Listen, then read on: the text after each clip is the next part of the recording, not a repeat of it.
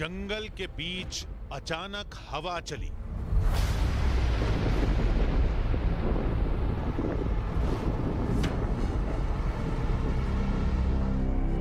कुछ ताकतवर रोशनियां घूमी, चट्टानें हवा में उड़ने लगी और फिर चमत्कार हुआ।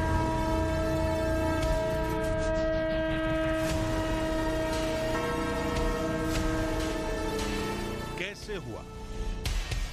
ये ककनमठ है, यहाँ ये भूतों का बनाया हुआ है।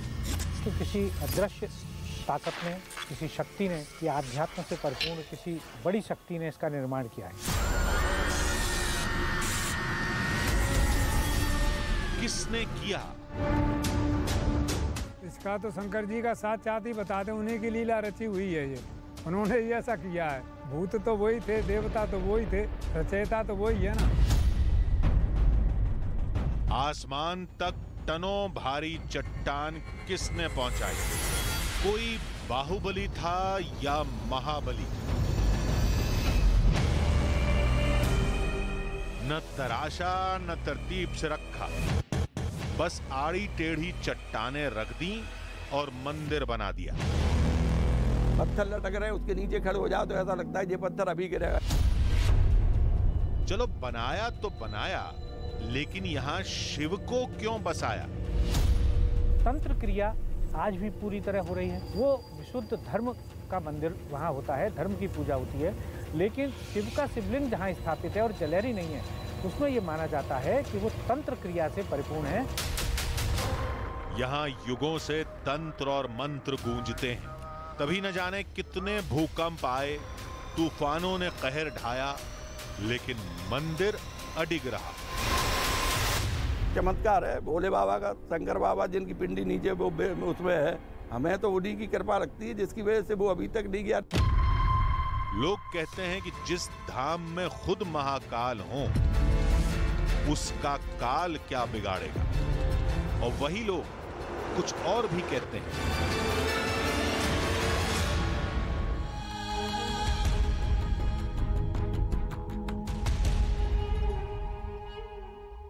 आधी हकीकत आधा फसाना। अब ये तो कहानियां हैं जो दुनिया के सबसे रहस्यमयी शिव मंदिर के बारे में कही सुनाई जाती हैं युगों से, लेकिन ये कथाएं तो दिन की हैं। मंदिर का दिन एक हिस्सा है, तो रात का किस्सा और ज्यादा रहस्यमय। वो किस्सा जो किंवदंतियों को सच साबित कर देगा, जो ये साबित कर देगा कि मंदिर को भूतों ने बनाया था, भगवान शिव के गणों ने, भस्मधारी भोले के दूतों ने। रात का वो किस्सा सुनना चाहेंगे तो सुन लीजिए। इसके अंदर एक ककनमठ से जॉइंट है, इसकी सुरंग अभी जो निर्माण किया है, तो इसमें खुदाई की थी तो उसमें निकली है, ये सुरंग निकली है। इसके अंदर एक चक्का है, घूमता नहीं है, मंदिर के नीचे लगा हुआ है। इसको घुमाओगे तो और रास्ता अंदर खुल जाएगा। रात को भूतों का वास होता है।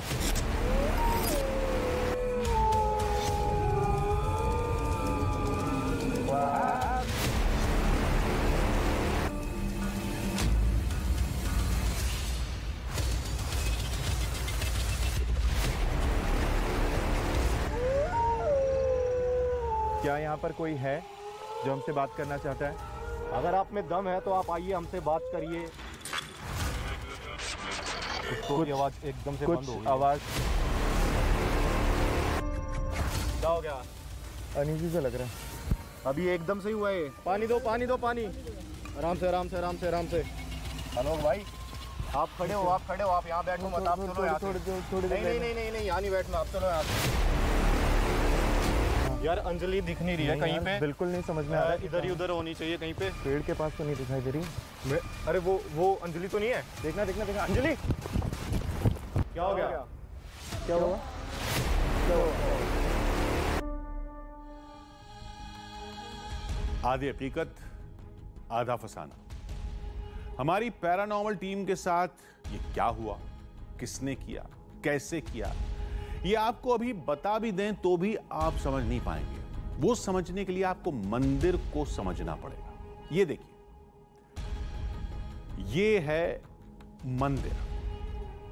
अब आप सोच रहे होंगे इस तरह चट्टानों को आड़ा टेढ़ा रखकर कौन अनाड़ी मंदिर बनाएगा और क्यों बनाएगा। प्राचीन काल के कई मंदिर आज भी देखे जा सकते हैं, वो तो विशाल और भव्य बने हैं। हजारों साल पहले जिन लोगों को कई टन भारी पत्थरों को सैकड़ों फीट ऊपर पहुंचाने का तरीका पता था, उन्हें क्या मंदिर की दीवारें खड़ी करनी नहीं आती थी? इसी सवाल के जवाब में लोग कहते हैं कि इसे भोले बाबा के गणों यानी भूतों ने बनाया है।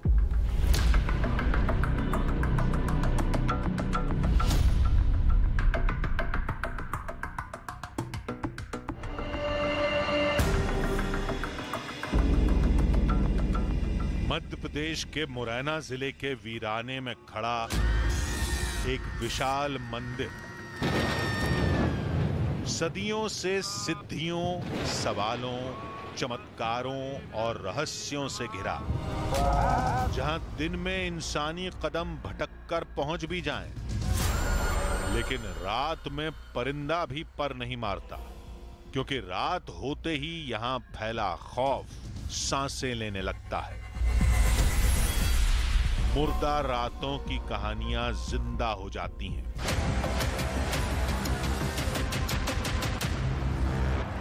ये ककन मठ है, यहाँ ये भूतों का बनाया हुआ है। हम लोग बोलते थे भूतों ने कैसे बनाया, कि किसी को मालूम ही नहीं है, रातों रात बना दिया। और यहाँ कोई पत्थर नहीं था, कोई कारीगर नहीं थे, कोई ऐसा वो नहीं था कि जिससे ये इतना जल्दी बन सके। पत्थरों के ऊपर पत्थरों पर मूर्तियाँ लगाई गई हैं, जिनके कि अभी अवशेष शेष हैं। उससे ये बिल्कुल निर्धारण होता है कि इस मंदिर का निर्माण कहीं भूतों ने या किसी आध्यात्म धर्म से परिपूर्ण बड़ी शक्ति द्वारा किया गया है। हमने कहा कि भूत तो होते नहीं, तो फिर वो मंदिर कैसे बनाएंगे? तो लोगों ने कहा कि अगर भगवान शंकर पर विश्वास है तो उनके गणों पर भी करिए, और उनके गण अपने आराध्य के लिए मंदिर क्यों नहीं बनवा सकते? जब उनकी बारात में सब लोग जा सकते हैं, भूत पिशाच दानव किन्नर और इतने लोग जा सकते हैं, तो क्या वो अपना मंदिर नहीं बनवा सकते उनसे, भूतों से? बताओ आप। जो चीज़ें मनुष्य नहीं निर्माण कर सकता और जो बिना चूना या पत्थर या किसी जोड़ के इतने भारी कई कुंटलों के पत्थर और लगभग 115 से 20 फुट ऊंचाई तक लगा के बिना सहारे के बनाना कुछ मिरेकिल जैसा है, और एक मानव बुद्धि को, चिंतक को बाध्य करता है कि ये कैसे हुआ होगा। लोगों में भी वहाँ गांव-गांव में कहना है कि इसका निर्माण भूतों ने किया, भगवान शंकर के गण हैं। अच्छा, चलिए ये मान भी लें कि ये सच है, तो फिर उनके गण ऐसा अजीब सा निर्माण क्यों करेंगे? तो लोगों ने कहा कि महादेव ने गणों को इजाजत तो दी, लेकिन उन्हें एक रात में मंदिर बनाना था। जब मंदिर का निर्माण एक रात में हो रहा था और भूत इस निर्माण कर रहे थे, अचानक सुबह होती है, सुबह के जैसे ही पहर लगता है तो स्त्री दिखी है या बर्तन की आवाज़ आई, पर सुबह हो गई थी और भूत के पास चला गया था, आधा अधूरा बन के तैयार रह गया था ये। फिर जनता आई यहाँ तो देखा तो ये तो जंगल था यहाँ घोर। उन्होंने कहा ये कहाँ से बन गया, कैसे बन गया? तो हमारे पिताजी वगैरह बाबा गुरु वो सब बताते, हमने इसको ऐसे ही देखा है। कितनी भी आंधी तूफान बहुत भयंकर आए, हमें फिर भी यकीन नहीं हुआ। तो लोगों ने कहा कि मंदिर हजारों साल पुराना है। भूकंप और प्राकृतिक आपदाओं ने अब तक न जाने कितने शहर और राज्य तबाह कर दिए, दुनिया के नक्शे बदल दिए, और इस मंदिर का एक पत्थर भी हिल जाता तो पूरा मंदिर ताश के पत्तों की तरह ढह जाता। लेकिन आज तक इस मंदिर का बाल भी बांका नहीं हुआ, और यही शिव शक्ति का सबूत है। पत्थर लटक रहे हैं, उसके नीचे खड़े हो जाओ तो ऐसा लगता है ये पत्थर अभी गिरेगा, जबकि हम आज 72 साल के हो गए। उस समय 10 साल के होंगे तब से वो पत्थर वहीं की वहीं लटका हुआ। शंकर बाबा की कृपा है, भोले बाबा की, जो उसके नीचे बैठे हुए, हम तो ये जानते हैं वो ही उसकी रखवाली कर रहे हैं। हमें तो उन्हीं की कृपा लगती है जिसकी वजह से वो अभी तक नहीं गया। न इसके पत्थर इस इलाके के, न बनाने वाले इस दुनिया के, न ही दिन में पूजा करने की इजाजत, न रात में यहां रुकने की किसी की हिम्मत, क्योंकि यहां ये सब उनका अधिकार है जो सिर्फ शिव के हैं। और उसका सबूत है यहां से रात में आने वाली मंत्रों की आवाजें। जलहरी जिनमें नीचे लगी होती है वो परिवार सहित होते हैं। उसमें पार्वती जी होंगी, गणेश होंगे, कार्तिकेय होंगे, नंदी होंगे। वो विशुद्ध धर्म का मंदिर वहाँ होता है, धर्म की पूजा होती है। लेकिन शिव का शिवलिंग जहाँ स्थापित है और जलहरी नहीं है, उसमें ये माना जाता है कि वो तंत्र क्रिया से परिपूर्ण है। कि रात को कोई बास नहीं रुकता, यहाँ पर रुकता नहीं। रात को भूतों का बास होता है। 5 बजे मंदिर बंद हो जाते हैं, किसी को प्रवेश की आज्ञा नहीं रहती। कोई भी जैसे कि कोई भी टूरिस्ट आता है या देखने आता है तो मना कर देते हैं। लोगों का कहना था कि यहाँ रात में शिव के गण इकट्ठा होते हैं, महादेव का ध्यान तंत्र और मंत्र से करते हैं, तब उन्हें सुना और देखा भी जा सकता है। हमने लोगों से कहा कि ये शरारती तत्वों का काम होगा, तो लोगों ने कहा आप खुद रुक कर देख लीजिए। लेकिन ऐसा करना है तो महादेव के मंदिर के अंदर जाने से पहले महाबली के दरबार चले जाओ, पास में ही है। वहां कहानी का एक सिरा और मिल जाएगा। बहुत सुन लिया, अब एक्शन का वक्त था। इसलिए हम कहानी के सबसे पहले सिरे को खंगालने पहुंच गए।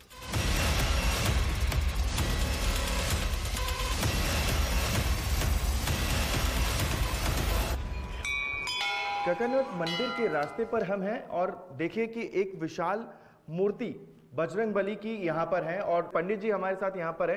पंडित जी, इस मूर्ति के बारे में कहा जाता है कि ये स्वयंभू मूर्ति है, क्या है इतिहास यहाँ का? ये 11वीं शताब्दी से बताते हैं अपन लोग कि 11वीं शताब्दी का, ये 11वीं शताब्दी से भी पता नहीं है। तुलसीदास जी की ये प्रतिष्ठा कराई हुई है और ये मूर्ति यहीं निकली हुई है जी।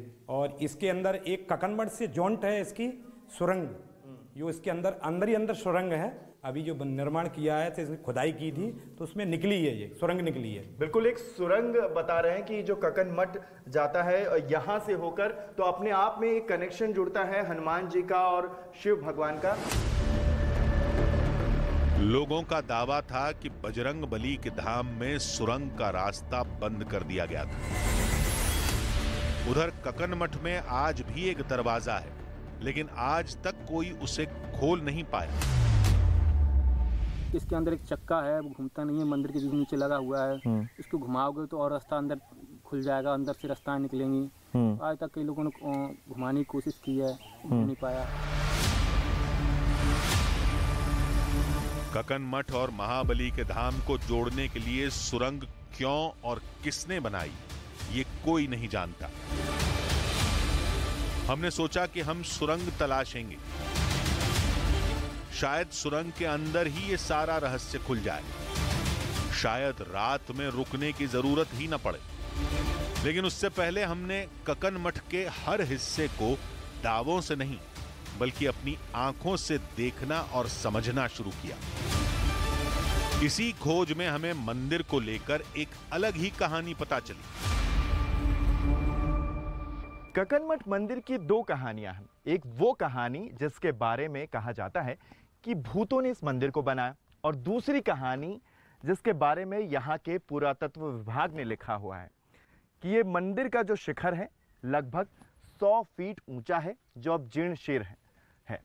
अब इस मंदिर की कहानी, जो इतिहास के बारे में कहा जाता है कि मंदिर का नाम रानी ककनमती के नाम पर जाना जाता है, जो संभवतः कच्छप घात शासक कीर्तिराज की रानी थी, जिसके आदेश पर ही इस मंदिर का निर्माण 11वीं सदी में किया गया। यानी कि 11वीं सदी में ककनवती जो थी वो शिव भक्त थी और उनकी इच्छा थी कि एक शिव मंदिर निर्माण किया जाए, तो राजा ने उनके लिए उनके आदेश पर इस शिव मंदिर का निर्माण किया। एक दावा लोगों का था और दूसरा दावा सरकारी। लेकिन मंदिर की संरचना दोनों दावों पर सवाल खड़े करती है। ये मंदिर आपको बाहरी तौर से जितना खूबसूरत दिखता है उतना ही अंदर से ये डराता भी है। जिसकी तस्वीरें आप देखिए, कैसे यहाँ के जो पत्थर हैं वो लटके हुए आपको दिखाई देंगे। देखिए ये पत्थर आपको जो ऊपर दिखाई दे रहे हैं ना, ऐसे एक के ऊपर एक, ऐसे लग रहा है कि बस थोड़ी ही देर में ये पत्थर यहाँ से नीचे गिरेंगे और जमीन पर आ जाएंगे। ये अपने आप में एक डरावना दृश्य है जो आप मेरे कैमरे पर देख पा रहे होंगे। अलग अलग पत्थर देखिए, ये पत्थर कहाँ से बाहर से निकले हैं। ये बीच का ये जो मंदिर का प्रांगण है, जो मंदिर का मंडप है और मेन मंदिर के बीच को जो जोड़ता है उसे देखिए, कैसे वो पत्थर बीच में अटका हुआ है कि जैसे लगता है बस थोड़ी ही देर में वो क्रैक होकर बस नीचे गिर जाएगा। और बल्कि निशान भी दिख रहे हैं जो क्रैक के। और देखिए ऊपर जो गुंबज के आसपास भी जो पत्थर एक दूसरे के ऊपर लगे हुए हैं वो भी दिखाई पड़ रहा है कि कितने भयानक तरीके से ये पत्थर यहाँ पर रखे गए हैं। सोचिए कि अगर कोई राजा अपनी रानी की पूजा अर्चना के लिए मंदिर का निर्माण करवाएगा तो भला ऐसा क्यों करवाएगा कि मंदिर खुद उन पर ही गिर जाए। वहीं सवाल यह भी है कि अगर शिव के गणों ने इसका निर्माण करवाया तो फिर यह सुंदर नक्काशी कहां से आई। यानी मंदिर का यह हिस्सा किसी राजा और कुशल कारीगर का काम लगता है और यह ऊपर का हिस्सा शिव के गणों का। यानी सच इन्हीं दो दावों के बीच कहीं छुपा है और वही हमें तलाशना है। हमने पहले वो पत्थर खंगाले जो मंदिर में लगे थे। जिस पद्धति की अब तक बात हो पा रही है इस मंदिर को बनाने में, वो पद्धति अब हम आपको दिखा रहे हैं। देखिए यहाँ पे कोई जोड़ नहीं है। यहाँ पे देखिए इस मंदिर को बनाने में किसी भी जोड़ का इस्तेमाल नहीं किया गया। यहाँ पे देखिए नीचे बस पत्थर एक दूसरे के ऊपर रखे गए हैं। किसी भी सीमेंट या किसी ऐसी चीज से ये जोड़े नहीं गए। यहाँ दिख रहा है कोई जोड़ नहीं दिखेगा। ऊपर देखिए यहाँ पर आपको कोई जोड़ नहीं दिखाई देगा। बस इसी पद्धति से ये पूरा मंदिर बना है और अब तक ऐसे ही टिका हुआ है। मंदिर में नहीं समझ आया तो हमने बाहर बिखरे पत्थरों को परखा। आमतौर पर आपको घर बनाने में आसपास के क्षेत्रों की मदद लेनी पड़ती है। क्यों? क्योंकि आपको ईंट पत्थर जो हैं वो अपने आसपास के क्षेत्रों में ही मिल सकते हैं। लेकिन कक्कन मठ के मंदिर के निर्माण में जिन पत्थरों का इस्तेमाल किया गया है, लोग बताते हैं कि ऐसे पत्थर यहाँ पर मिलते ही नहीं हैं। अब जैसे इन पत्थरों को देखिए, ये पत्थर इस क्षेत्र में मिलते ही नहीं। पुराने जमाने में किले और मंदिरों को बनाने के लिए ना एक ब्लॉक सिस्टम का उपयोग होता था कि एक बड़ा पत्थर, उसमें एक छोटा सा छेद किया जाता था जिसमें छोटे पत्थर को अटकाया जाता था। तो ऐसे वो पत्थर ऊपर ऊपर ऊपर ऊपर पहुंच जाता था और उससे मजबूती होती थी, जैसे एक दूसरे में पत्थर जुड़े होते थे। लेकिन जिसकी तलाश अभी मुझे है ना, वो ये थी कि क्या कोई ऐसा यहाँ पर भी ब्लॉकिंग सिस्टम का उपयोग किया गया था जिसकी वजह से ये मंदिर खड़ा हुआ। लेकिन अभी इतनी तलाश के बाद मुझे ऐसा कोई पत्थर यहाँ पर नहीं मिला। ऐसे समझ नहीं आएगा। हमने सोचा कि मंदिर की बनावट जैसी है, ठीक वैसा ही स्ट्रक्चर बनाकर लोगों के दावों को टेस्ट करते हैं। पहले हमने उन्हीं चट्टानों के टुकड़े इकट्ठा किए जिनसे मंदिर बना था।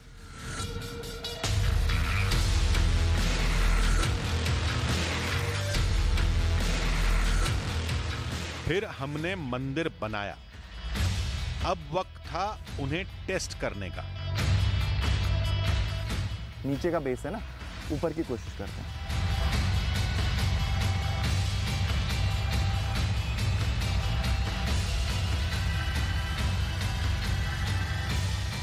देखिए मैं जितनी कोशिश कर रहा हूँ ऊपर से पत्थर यहाँ वहाँ हिलते जा रहे।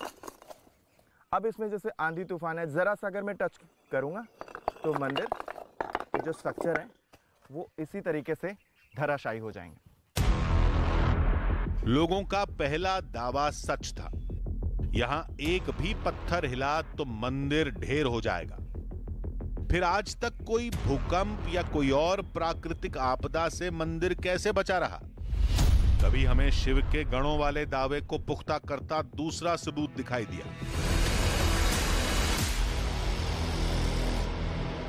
कक्कड़ के मंदिर के प्रांगण में सिर्फ शिव मंदिर ही अधूरा नहीं है, बल्कि एक ऐसी और जगह है जो कि अधूरी है, यानी कि ये नंदी का मंडप। नंदी का मंडप इसलिए भी क्योंकि जहां शिव भगवान होते हैं वहां नंदी महाराज जरूर होते हैं। अब देखिए, ये मंडप जो है ये भी अधूरा है, इसको बनना था पूरी तरीके से, लेकिन जब मंदिर ही अधूरा रह गया सुबह होते ही, जैसा कि लोग बताते हैं, हम इस पर कितना विश्वास करें हमें अब तक क्लियर नहीं हो पा रहा है, लेकिन असलियत यही है कि यहाँ पर एक नंदी का मंडप बनना था जो कि अधूरा रह गया। यहाँ पर नंदी भगवान की स्थापना होनी थी और वो भी अधूरी रह गई क्योंकि मंदिर ही अधूरा रह गया, शिव भगवान की स्थापना हुई।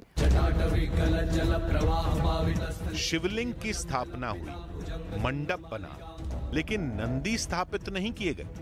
जैसे कोई अधूरा काम छोड़कर भाग गया, जैसा शिव के गणों वाली कहानी में बताया गया था। तो क्या लोगों की बात सच है?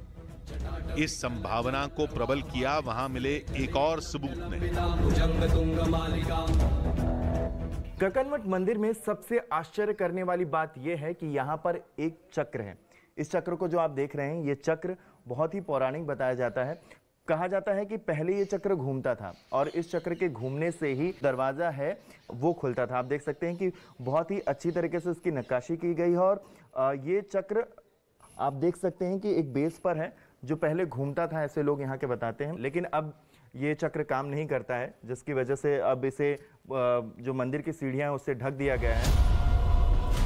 वो चक्र हमसे भी नहीं घूमा, लेकिन वो मौजूद था, ठीक वैसा जैसा लोगों ने कहा था, यानी एक और सबूत। अब बारी थी शिवलिंग को देखने की।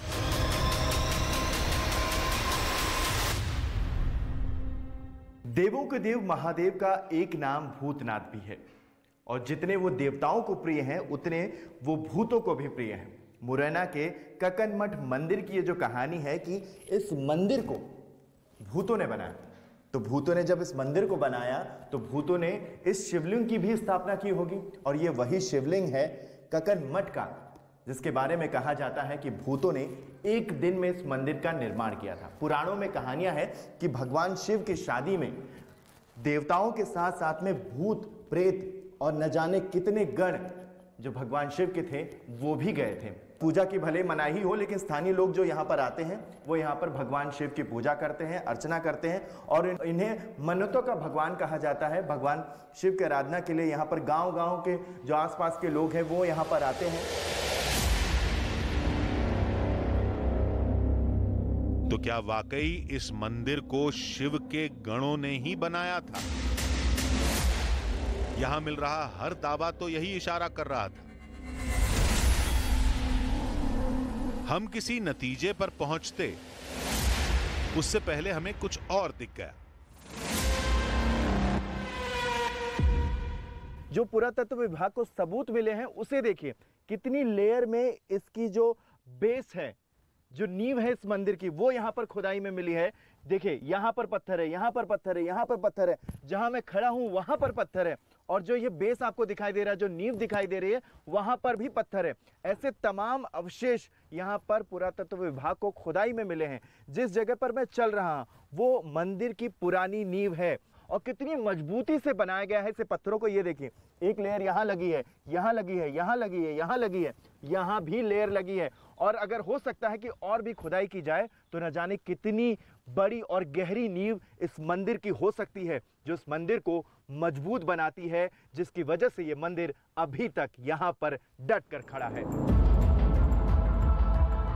यानी ये मुमकिन है कि इस बेहद गहरी और मजबूत नींव ने मंदिर को अब तक प्राकृतिक आपदाओं से बचाकर रखा हो। लेकिन मंदिर को आड़े टेढ़े पत्थर रखकर किसने बनाया? अब वक्त को पलटकर निर्माण करने वाले को तो नहीं देखा जा सकता, लेकिन रात की हलचल को तो परखा जा सकता है। निजाम जी, एक चीज समझ में नहीं आ रही है। दो कहानियां हैं, एक वो कहानी जो 21वीं सदी से जुड़ी है और दूसरी कहानी भूतों वाली।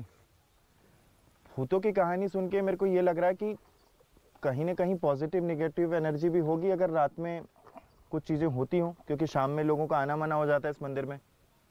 पैरानॉर्मल वाली टीम मंगा लें क्या? इसके लिए तो पैरानॉर्मल मेरे ख्याल से बुलाना चाहिए। थोड़ा सा हमारे लिए भी क्लियर हो जाएगा कि अगर है तो भाई सच्चाई है कहानी में, हकीकत है, और नहीं है तो फिर भाई इसे फंसाना ही फंसाना है।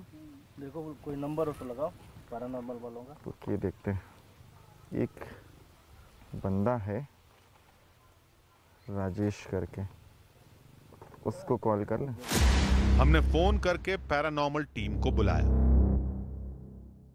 एक राजेश करके हैं, उनको कॉल मिलाता हूँ, हमारी पैरानॉर्मल टीम से हैं वो। हेलो राजेश जी। हाँ जी। आलोक बोल रहा हूँ न्यूज़ 18 इंडिया से। हाँ जी आलोक जी बताइए। बस बढ़िया। एक काम था आपसे। हम मुरैना में इस वक्त ककनट मंदिर है यहाँ पर, और लोग बताते हैं कि इसे एक रात में भूतों ने बनाया था, तो हम उसे चेक करना चाहते थे। तो क्या आप मिल पाओगे हमें यहाँ पर? आलोक भाई मैं अभी ग्वालियर में हूँ, तो अच्छा। यहाँ पे मुझे थोड़ा सा काम है। अगर आपको आज ही शूट करना है तो आप मुझे 2 से 2.5 घंटे दो। 2-2.5 घंटे में मैं आपके पास आ जाऊंगा। मैं हूँ यहीं पर, आप आ जाइए, मैं वेट कर रहा हूँ आपका। अब हमें रात होने का इंतजार था, उन आवाजों को परखने का जो रात में शिव के गणों की बताई जाती है, उन तंत्रों और मंत्रों के दावे को देखने का जो अंधेरे में इस शिवधाम के रहस्य को रोशन कर देते हैं। थोड़ी देर में हम उस रहस्य का सामना करेंगे जो रात में यहां जिंदा हो जाता है।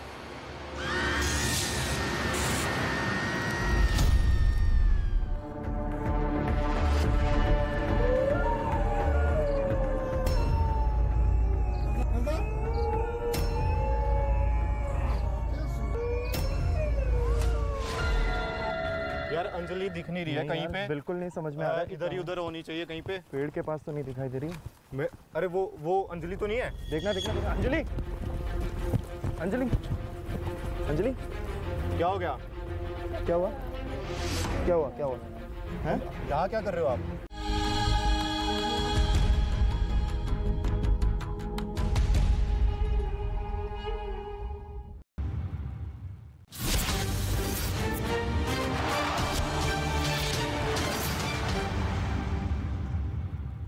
नमस्कार, न्यूज 18 इंडिया देख रहे हैं आप। आपके साथ मैं हूं पूजा, और सबसे पहले बड़ी खबर आपको बता दें, पंजाब के मोगा से भगोड़े अमृतपाल सिंह को गिरफ्तार कर लिया गया। अमृतपाल 18 मार्च से फरार चल रहा था। खालिस्तान समर्थक अमृतपाल सिंह 36 दिन बाद पुलिस के हत्थे चढ़ गया।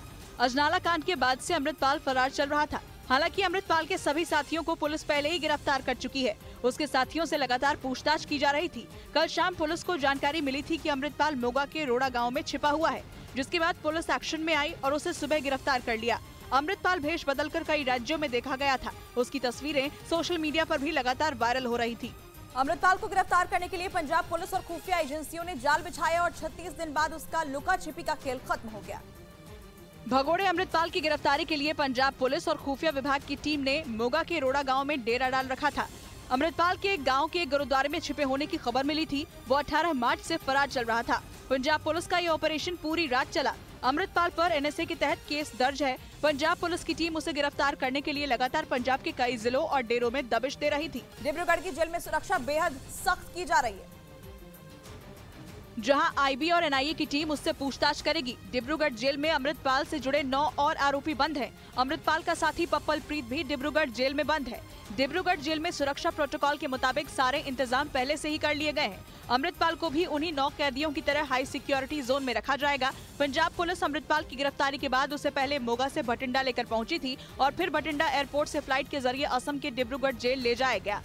इससे पहले पंजाब पुलिस ने अमृतपाल के कई साथियों को हिरासत में लिया था, जिनसे पूछताछ में अमृतपाल की लोकेशन ट्रेस की जा रही थी। अमृतपाल की पंजाब से लगे हरियाणा, उत्तर प्रदेश और उत्तराखंड में तलाश की जा रही थी, लेकिन अमृतपाल भेष बदलकर अपनी तस्वीरें सोशल मीडिया पर लगातार वायरल कर रहा था। सबसे पहले अमृतपाल सिंह और उसके साथियों को पकड़ने के लिए पुलिस ने 18 मार्च को जाल बिछाया था। इस दौरान पुलिस ने उसके कई साथियों को तो गिरफ्तार किया, लेकिन अमृतपाल भागने में कामयाब रहा। तब से पुलिस लगातार उसकी तलाश में जुटी थी, लेकिन वो भेष बदल कर लगातार पुलिस को चकमा दे रहा था। अमृतपाल सिंह ने अपने समर्थक की रिहाई के लिए अजनाला थाने पर हमला किया था। इस घटना के बाद से वो सुर्खियों में आया था और पुलिस उसकी तलाश में जुट गई थी। 23 फरवरी को समर्थकों के साथ अजनाला थाने पर हमला किया था। 23 फरवरी को अमृतपाल के खिलाफ FIR दर्ज की गई थी। अजनाला हिंसा के बाद से ही पुलिस अमृतपाल के खिलाफ कार्रवाई में जुट गई थी। अमृतपाल के कई साथियों को गिरफ्तार किया गया था, लेकिन अमृतपाल सिंह फरार हो गया, जिसके बाद उसे भगोड़ा घोषित कर दिया गया था। और इससे पहले 20 अप्रैल को जांच एजेंसियों ने अमृतपाल की पत्नी किरणदीप से पूछताछ की थी और कई घंटों की कड़ी पूछताछ के बाद उसे छोड़ दिया गया था, क्योंकि जांच एजेंसियों को शक था कि किरणदीप से पूछताछ में उन्हें अमृतपाल की लोकेशन को लेकर अहम सबूत मिल सकते हैं। किरणदीप अमृतसर एयरपोर्ट से लंदन भागने की फिराक में थी, लेकिन एयरपोर्ट पर इमिग्रेशन के अधिकारियों ने उसे रोक लिया, जिसके बाद जांच एजेंसियों ने उससे कई घंटों की पूछताछ के बाद उसे छोड़ दिया। हालांकि अमृतपाल की पत्नी किरणदीप पर अभी कोई FIR नहीं है, लेकिन उसे कानूनी प्रक्रिया के तहत रोका गया। और अमृतपाल की पत्नी किरणदीप से पूछताछ के 3 दिन बाद अमृतपाल भी गिरफ्तार हो गया।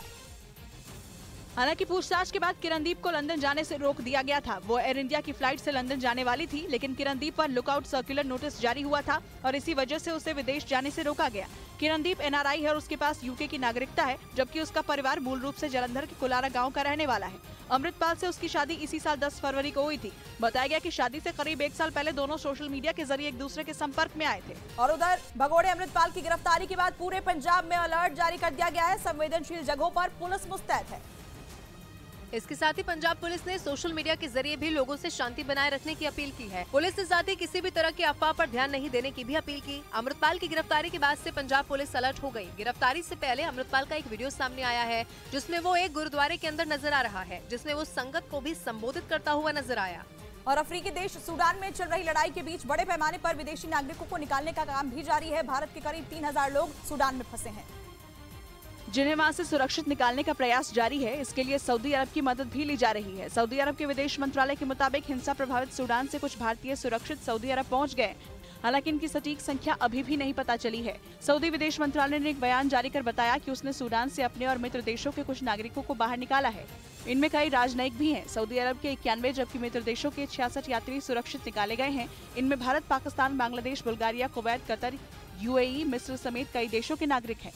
और उधर उत्तर प्रदेश के इटावा से एक हैरान करने वाला मामला सामने आया, जहां नायब तहसीलदार संदीप सिंह की जगह उनकी कुर्सी पर एक महिला जाकर बैठ गई और वो महिला तहसीलदार की सारे कामकाज भी निपटाने लगी। मतलब उसने फरियादियों की समस्याएं सुनकर उसका निपटारा भी किया, जिसका वीडियो वायरल होने के बाद हड़कंप मच गया और दावा किया गया कि ये महिला तहसीलदार की पत्नी है, जिसके बाद SDM ने जाँच के आदेश दे दिए।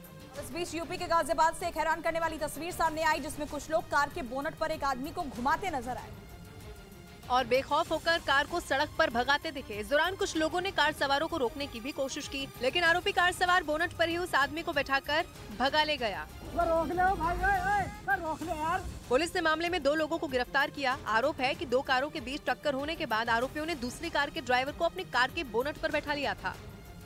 उधर उत्तर प्रदेश के गोरखपुर में संपूर्णानंद मल नाम के एक पूर्व प्रोफेसर अतीक अहमद की पत्नी शाइस्ता परवीन के समर्थन में धरने पर बैठ गए और पुलिस पर शाइस्ता के साथ ज्यादती करने और डराने का आरोप लगा दिया। धरना दे रहे पूर्व प्रोफेसर संपूर्णानंद मल का कहना है कि अतीक के परिवार को परेशान नहीं किया जाना चाहिए। पुलिस शाइस्ता के साथ सही व्यवहार करे। पति उसके पुत्र की हत्या के बाद अब उसके साथ सम्यक व्यवहार हो और उसको माननीय अदालत में पेश किया जाए। गोरखपुर शहर में टाउन हॉल के पास बनी गांधी प्रतिमा के नीचे धरना प्रदर्शन के दौरान संपूर्णानंद मल हाथों में बैनर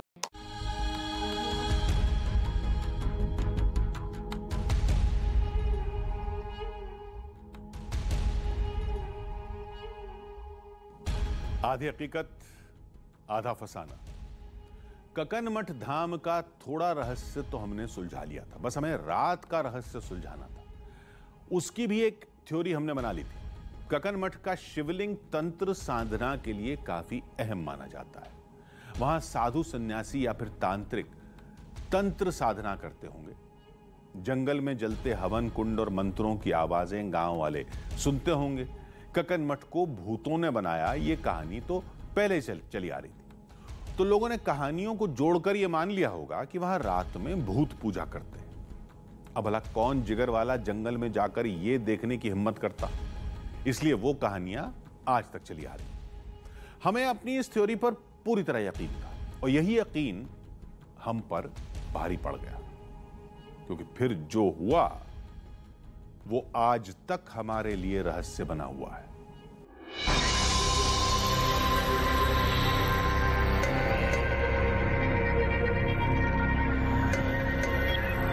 ककन मठ, अलौकिक, अद्भुत और दुनिया की सबसे अलग संरचना वाला मंदिर, पूरी दुनिया का सबसे अनोखा और अनूठा शिवधाम। उसकी संरचना और कहानी इसको सबसे अलग कर देती है, लेकिन इसका ये अकेलापन इसको और रहस्यमयी बना देता है। कहते हैं वो रहस्य रात में जिंदा हो जाता है, अपने सबूतों के साथ, जिसे देखने की आज तक किसी ने हिम्मत नहीं की। आज पहली बार आधी हकीकत आधा फसाना की टीम ये हौसला दिखाएगी। आज रात होगी, ये जंगल होगा, ककन मठ होगा, हम होंगे और फिर वो आएंगे। जो दिख गए तो समझो शिव दिख गए। ककन मठ मंदिर के बारे में अगर हम बात करें तो एक सेकंड, गाड़ी आ रही है। अरे ये तो हमारी पैरानॉर्मल टीम है। राजेश, कैसे हो आलोक जी? बस बढ़िया, आप कैसे हो? बहुत दिनों बाद। और अंजलि, तो इसी मंदिर के बारे में हमने आपको बुलाया है। अच्छा अच्छा। ककन मठ मंदिर जो मुरैना में है। मैंने भी काफी नाम सुना हुआ है वैसे हाँ। ककन मठ मंदिर का। हाँ। और जो इससे जुड़ी हुई बातें हैं वो देख के सच में ऐसा सर चकराने वाला मामला हो जाता है, क्योंकि यहाँ की इतनी ज़्यादा कहानी सुनी है। आपने इससे पहले कभी किसी मंदिर में पैरानॉर्मल एक्टिविटीज़ को चेक किया है? मैंने इन्वेस्टिगेशन करी है, लेकिन किसी मंदिर में मुझे कोई एनर्जीज पकड़ में नहीं आई। बाकी काफ़ी जगह जहाँ पे एनर्जीज पकड़ में आ जाती है, लेकिन किसी मंदिर में आज तक कोई एनर्जी पकड़ में नहीं आई। आज देखते हैं, क्योंकि इस मंदिर की स्टोरी इतनी स्पेशल है तो मे भी यहाँ पे कुछ हो सकता है।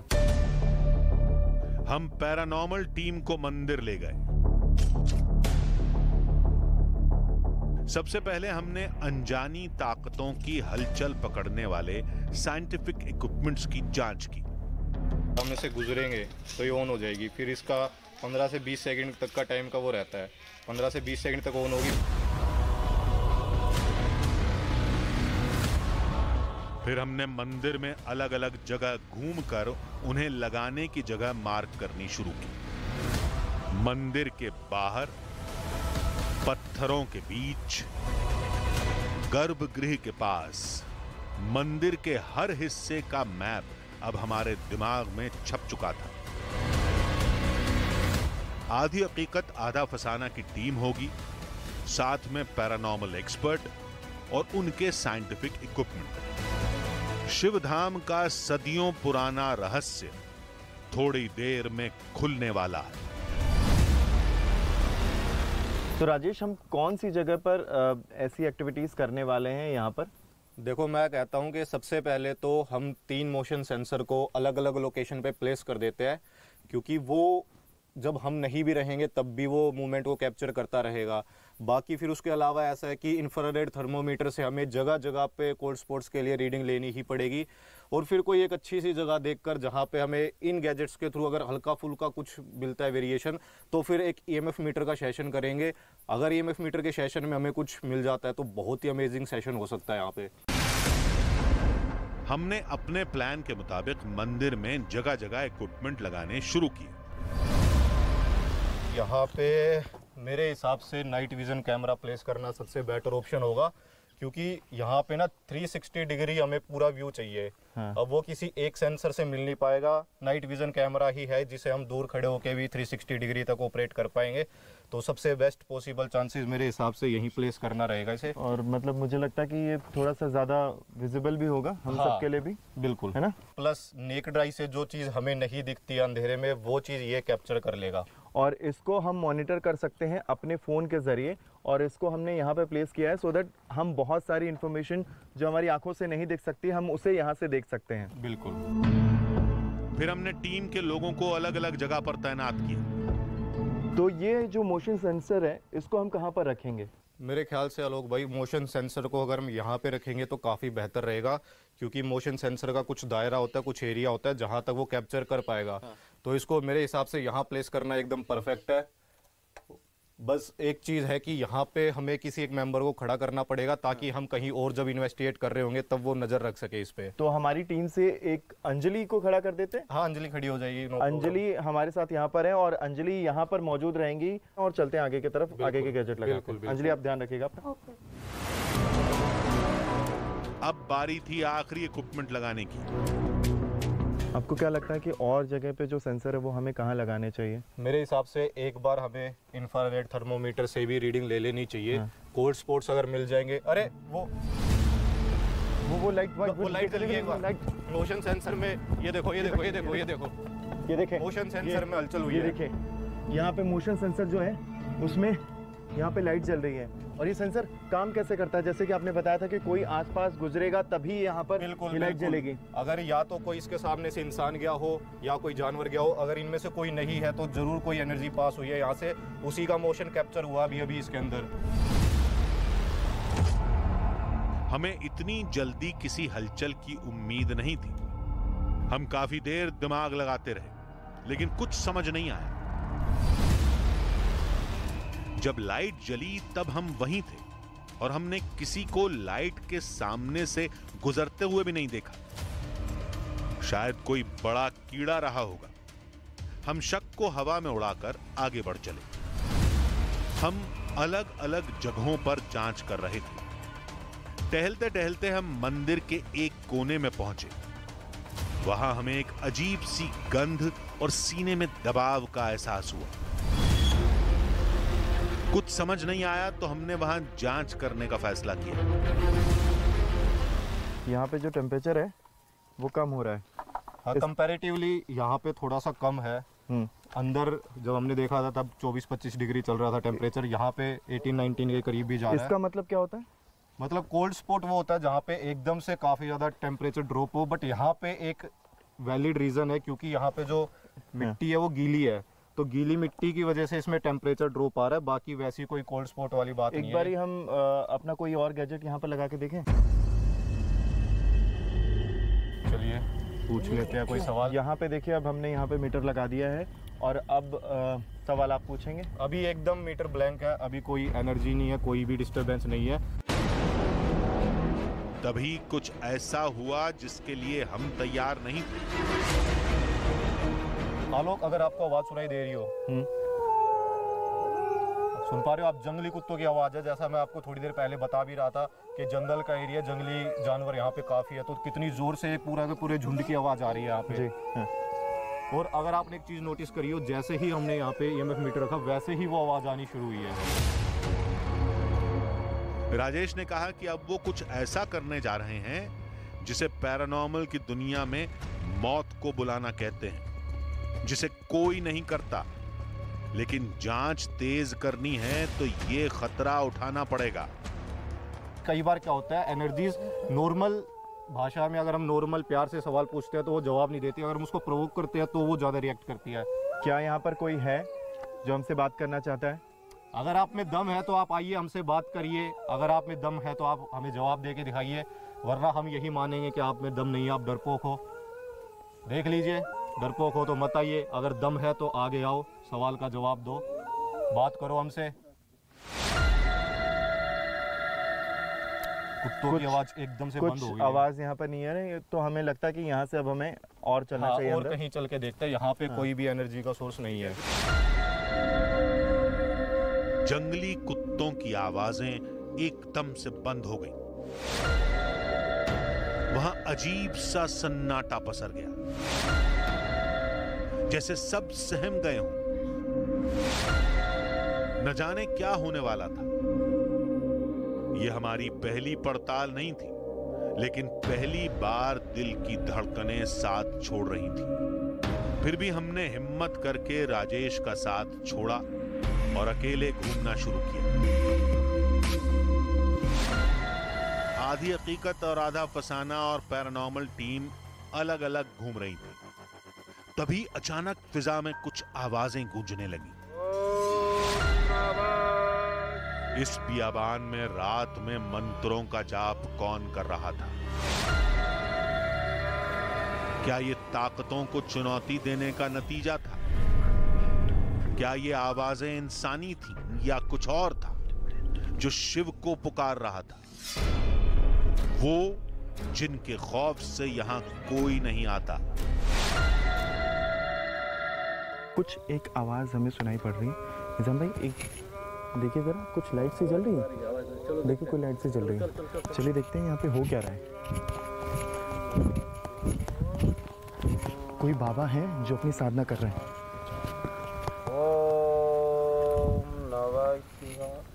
महाराज क्या कर रहे हैं आप? महाराज हम कुछ नहीं कर रहे, कुछ नहीं कर रहे, कुछ नहीं कर रहे महाराज। चलिए चलिए चलिए, जा रहे चलिए चलिए निजाम भाई, चलिए चलिए। बाबा ने न बोलने का मौका दिया न सवाल जवाब करने का, लेकिन बिना बोले हमें सारे सवालों का जवाब दे दिया। सारा डर गायब हो गया। हमने राहत की सांस ली। हमारी थ्योरी एकदम सही थी। ऐसे ही तांत्रिक रात में यहां पूजा करते होंगे और उन्हीं की आवाजों और हवन की आग को लोग चमत्कारी ताकतें मान लेते होंगे। हमें लगा कि रहस्य सुलझ गया। थोड़ी दूरी पर हमें राजेश फिर से मिल गए। हमने चर्चा की और रहा सहा शक खत्म करने के लिए उस जगह पहुंचे जहां आत्माओं के सबसे ज्यादा देखे जाने का दावा किया जाता है। इस बरगद के पेड़ के पास हमने सोचा था कि हम कुछ एक्टिविटी देखेंगे, कोई गैजेट रखेंगे। तो यहाँ कौन सा गैजेट रखेंगे हम? यहाँ पे आलोक भाई मेरे हिसाब से K2 मीटर के साथ में इन्वेस्टिगेशन करा जाए तो सबसे बेस्ट है। बाकी आप एक बार कोल्ड स्पॉट चेक कर लो, कहीं यहाँ पे कोई कोल्ड स्पॉट तो नहीं है। मैं एक बारी इससे चेक कर लेता हूँ। क्या टेम्परेचर आ रहा है? अभी यहाँ पर 24 आ रहा है। एक बारी मैं ऊपर चेक करता हूँ। ऊपर भी वही है, सेम है लगभग, सेम है, 1-2 डिग्री का फर्क आ रहा है। 1-2 डिग्री का फर्क आ रहा है। तो अभी यहाँ पे कोई वो नहीं है। थोड़ा सा ऊपर चलते हैं, K2 मीटर से इन्वेस्टिगेशन करके देखते हैं। हाँ थोड़े से मिड स्पॉट पे चलते हैं। बिल्कुल।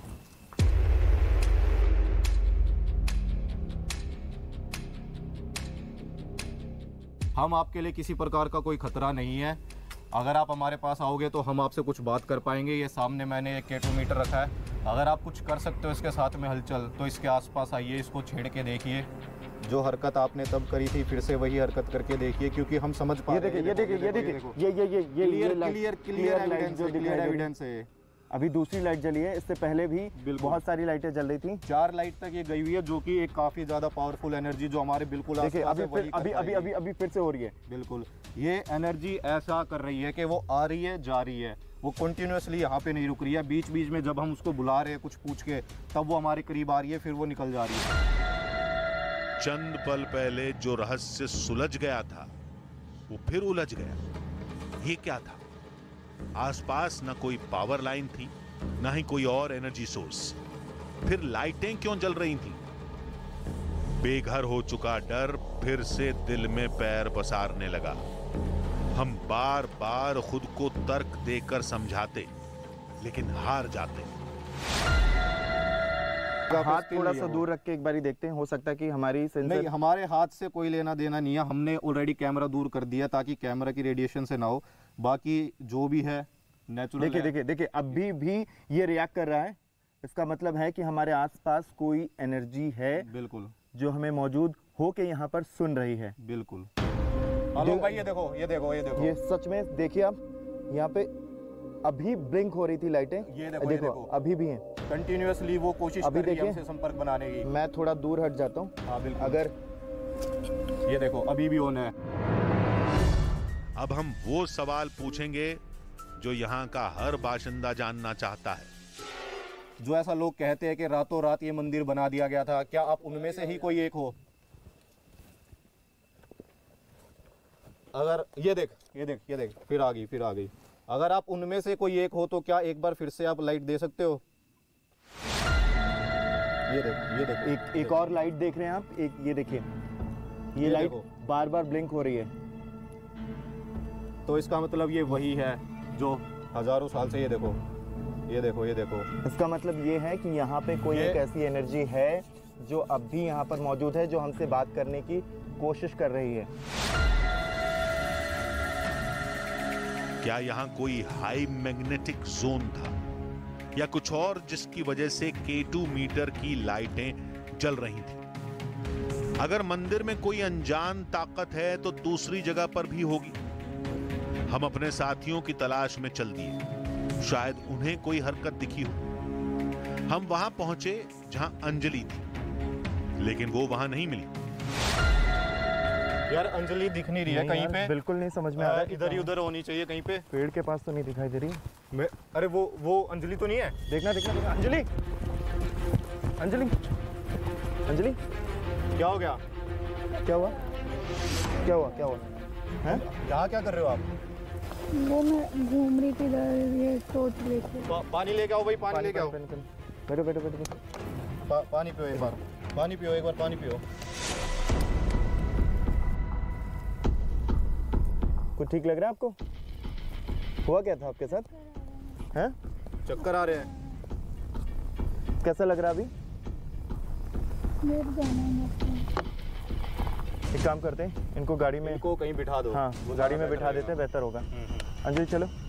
राहुल ले जाएगा, राहुल के साथ भेज देते हैं। राहुल आप जाओ, आप गाड़ी में बैठो आराम से, हम आते हैं थोड़ी देर में। सब कुछ इतनी तेजी से हुआ कि कुछ समझ नहीं आया। अंजलि के साथ क्या हुआ? वो यहां तक कैसे पहुंची? क्या उसे कुछ दिखा था? ये सारे सवाल हम उसकी तबीयत ठीक होने के बाद पूछेंगे, लेकिन तब तक हम दूसरी जगह पर जांच करेंगे।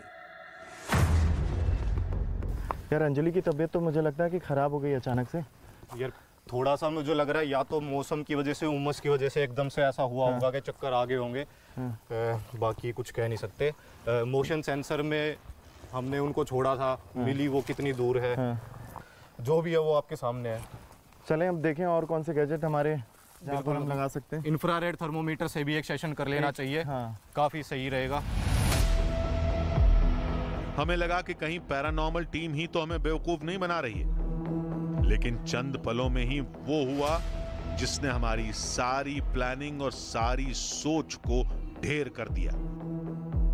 एक बात बताइए कि मतलब कौन सा सही वक्त होता है कि जब हमें ऐसी एनर्जीज महसूस होती हैं? आलोक भाई वक्त एकदम परफेक्ट है मेरे हिसाब से। रात के 2 से 3 बजे का टाइम सबसे ज़्यादा पावरफुल टाइम माना जाता है स्पिरिट्स के लिए। अभी लगभग 2:30 बज रहे हैं, तो परफेक्ट टाइम है, परफेक्ट प्लेस है। कुछ ऐसी एक्टिविटीज़ हो रही है जिसे हम कह सकते हैं कि कुछ एनर्जीज का काम है। सुन रहे हो ना? यार क्या हो गया? मेरे को थोड़ा सा अनईजी से लग रहा है। अनईजी से लग रहा है। पता नहीं क्यों अनईजी से लग रहा है। पानी पियो एक बार, पानी पियो। ठीक है, अब क्या हो रहा है? तबीयत खराब हो रही है? मेरे को ना बहुत अनईजी से लग रहा है। सर दर्द वगैरह तो नहीं हो रहा? सांस मुझे लग रहा है कि सांस खुलेगी। कोई बात नहीं, कोई बात नहीं। आप 2 मिनट रेस्ट करो, यहीं पे बैठो। अभी एकदम से ही हुआ है आलोक भाई। खुद को कई बार संभालने की कोशिश की, लेकिन तबीयत बिगड़ती चली गई। निजाम भाई थोड़ी तबीयत ठीक, सांस में दिक्कत हो रही है। निजाम भाई इनको ले चलते हैं अभी यहाँ से। आ जाओ आ जाओ आ जाओ, इनको यहाँ से ले चलो। अभी यहाँ से निकलना पड़ेगा क्योंकि एकदम से इनकी तबीयत ख़राब हो गई है। एज सुन एज पॉसिबल हमें हॉस्पिटल जाना पड़ेगा। पानी दो, पानी दो, पानी पानी पिलाओ। आराम से आराम से आराम से आराम से आराम से। आलोक भाई ठीक है तबीयत? आप खड़े हो, आप खड़े हो, आप यहाँ बैठो मत। आप चलो यहाँ से। नहीं नहीं नहीं नहीं नहीं, यहाँ नहीं बैठना। आप चलो यहाँ से, खड़े हो जाओ, खड़े हो जाओ। यहाँ नहीं बैठना, आ जाओ आ जाओ यहाँ से। चलो चलो।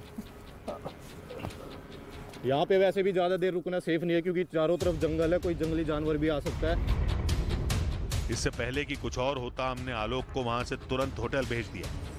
हमें जितना काम करना था वो मेरे ख्याल से पूरा हो चुका है। तबीयत सबसे पहले नंबर पे प्रायोरिटी रहनी चाहिए हमारी। फटाफट से गाड़ी में बैठो और निकलो यहाँ से। गाड़ी स्टार्ट करो भाई, गाड़ी स्टार्ट करो जल्दी।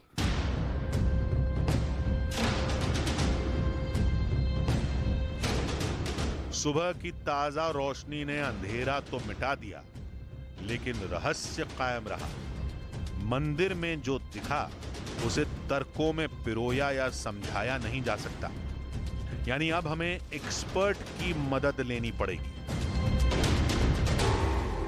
कक्कन मठ का जहाँ तक पत्थरों के उसके मटेरियल का सवाल है, उस एरिया में वो पत्थर पाए जाते हैं। उस जगह पर्टिकुलर में नहीं है, थोड़ी सी दूर में मितावली पड़ावली है, वो भी मुरैना ही डिस्ट्रिक्ट में, वहाँ पर ये पत्थर पाए जाते हैं जिस पत्थर से वो बना हुआ है, और उस पत्थर का नाम है सैंडस्टोन।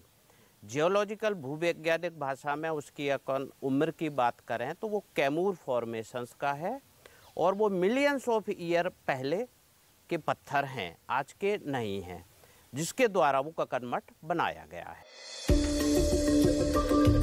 सारे तो नहीं, लेकिन कुछ रहस्य खुल गए थे। भूविज्ञानी ने हमें यह जरूर बता दिया कि मंदिर के न गिरने के पीछे कोई चमत्कार नहीं है, बल्कि उसकी वजह कुछ और है।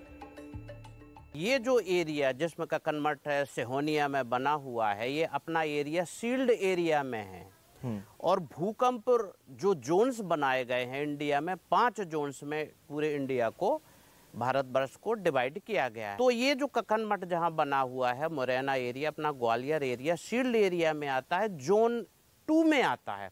तो जोन 2 एरिया में भूकंप बहुत माइल्ड लेवल के आते हैं कि जिससे कोई भी बिल्डिंग में नुकसान नहीं होगा, कोई मतलब इस तरीके के किसी भी प्रकार के स्ट्रक्चर में बहुत बड़ी हानि नहीं होगी। फिर हमने अंजलि से बात की।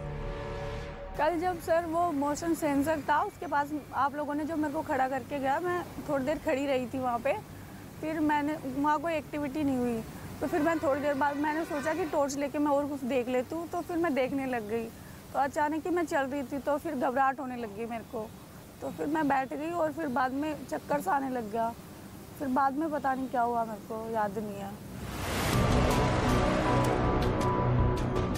अंजलि की बातों ने सुलझते धागों में एक नई गांठ लगा दी। कक्कन मठ मंदिर किसी राजा ने बनाया या भगवान शिव के गणों ने, उसे तंत्रों की शक्ति गिरने नहीं देती या उसकी भौगोलिक स्थिति, उसकी सुरंग में रहस्य छुपा है या कोई दबा इतिहास, ये सवाल सदियों से कायम थे और फिलहाल कायम ही रहेंगे। कक्कन मठ के हर हिस्से में बसे अनूठेपन, श्रद्धा और कहानियों के साथ, जो आज भी एक ही बात कहती है। ये स्वयं शंकर जी का ही काम है। ये उन्होंने एक ऐसी यहाँ बना दी कि लोग शंकर भोले के नाम नहीं पुकारेंगे, भूत का बोलेंगे। भूतों ने बनाया।